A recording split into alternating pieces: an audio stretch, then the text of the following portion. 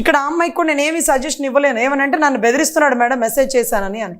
బెదిరించట్లేదమ్మా, నువ్వు మెసేజ్ చేసావు కాబట్టి చేశాడన్నా, నువ్వెందుకు చేసావు?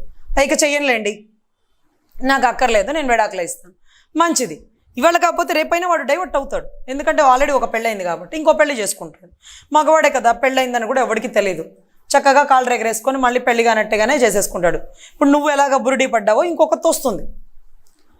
మరి నీ జీవితం ఒక బిడ్డకి తల్లిగా, నీ జీవితం ఒక తండ్రి మాట వినకుండా ప్రేమించి పెళ్లి చేసుకున్న అమ్మాయిలాగా, నీ జీవితం ఒక భర్తని కాదని 6 నెలలు సంవత్సరం కాపురం చేసి వచ్చేసిన అమ్మాయిలాగా నీకేమైపోతుంది? కష్టమో నిష్ఠూరమో ఎవరో ఒకళ్ళ నీడలో ఉండాలా.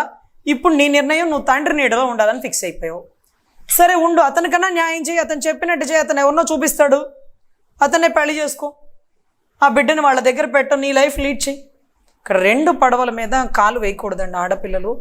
నిజంగా ఏం చెప్పాలన్నా మళ్ళీ వాళ్ళు ఏమైనా బాధపడిపోతారేమో నా ఒక భయంగా ఉంటుంది మాకు చెప్పాలన్నా. నువ్వు చేస్తుంది తప్పమ్మా అని అడగలేను, నువ్వు ఇలా చెయ్యొద్దు అని చెప్పలేము. వాళ్ళ నిర్ణయానికి వాళ్ళకు వదిలేస్తే వాళ్ళు ఇట్లా ఇష్టం వచ్చినట్టు నిర్ణయాలు తీసుకొని వాళ్ళ జీవితాలే కాకుండా వాళ్ళ కుటుంబాలు, పేర్లు, ప్రతిష్టలు, భర్తని, బిడ్డని అందరినీ అస్తవ్యస్తం చేస్తున్నారు. సో ఈ సమస్యకు కూడా మనం ఏం సొల్యూషన్ ఇవ్వలేకపోయాం సార్. అతను కూడా మీడియా ముఖంగా వచ్చి మాట్లాడతానన్నాడు. బట్ నేను అమ్మాయి కుటుంబం గురించి కూడా ఆలోచించాలి కాబట్టి వద్దులేమ్మా, ఇది తెర మీదకి వస్తే 2 కుటుంబాలు అల్లరవుతాయి. నీకంటే పెద్దగా తల్లి తండ్రి లేరు ఆ అమ్మాయి, ఆ ఏరియాలో ఆ కుటుంబంలో వాళ్ళకు ఒక మంచి గుడ్ విల్ ఉంది. అమ్మాయి తెలుసో తెలియకో తప్పు చేసింది, తల్లిదండ్రులు శోక సముద్రంలో ఏడుస్తూ ఉన్నారు. వాళ్ళ నాన్నగారికి ఈ మధ్యకాలంలో యాక్సిడెంట్ అయింది, బ్రెయిన్ స్ట్రోక్ వచ్చింది, గతం పెద్దగా గుర్తు కూడా ఉండట్లేదు, జ్ఞాపక శక్తి తగ్గుతుంది.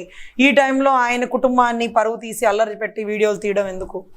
ఏదైనా అర్థం చేసుకుని ఆ అమ్మాయి ఒక తండ్రికి మంచి కూతురుగా ఉన్నా పర్లేదు, లేదు గడప దాట వచ్చేసి ఒక భర్తకి మంచి భార్యగా ఉన్నా పర్లేదు. సో ఆ అమ్మాయి డిసైడ్ చేసుకోవాలి ఎటువైపు ఉండాలి. అది ఆ అమ్మాయి డిసైడ్, ఆ అమ్మాయిని మనం ప్రభావితం చేయలేం అంతే.